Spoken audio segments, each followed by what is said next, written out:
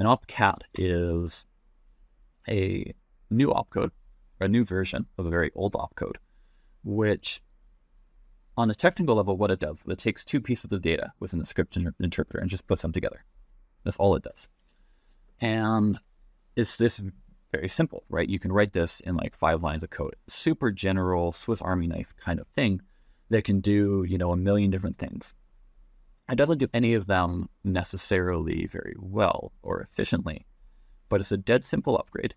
But because it doesn't do them very well, it's not going to step on the toes of other covenant proposals, right? We could deploy cat, and nobody's going to say, let's not do CTV because cat already does what CTV does, or let's not do sig-agenate prep out because that's already what opcat does, or let's not add better arithmetic opcodes because you can already do it with cat. All of those things in some sense are true, but cat does it so badly that it basically makes it possible, right? So we can see if people really want to do these things using cat, they can do them, and it does a few things well as well. Like, it's not all just like a million bad things. It does a couple things well, notably verifying Merkle trees. But it's a very simple, safe soft fork that would lead us into a world where people can actually do these new things with Bitcoin.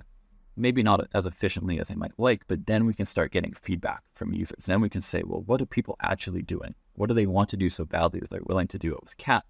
What are they doing with covenants? What ideas do we have about vaults or rate limits? Or there's all these kind of things that sound good on paper, but don't work in real life. Or the opposite, things that we think are gross and ugly on paper, but then it turns out that people really want to do them.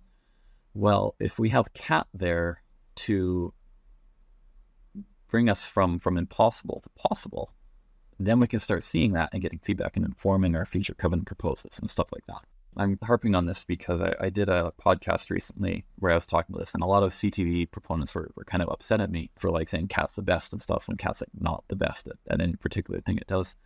I don't like cat because it's better. I don't like cat as an alternative to other covenant proposals. I like cat as a precursor, as just a dramatic improvement in Bitcoin's expressivity for incredibly low risk. And so this brings us back to the fears that people have around soft forks. And as I've kind of been hinting at, technical worries, the worries that will mess it up and it will actually be a soft or a hard fork, or it will actually crash nodes, or it will actually do something horrible.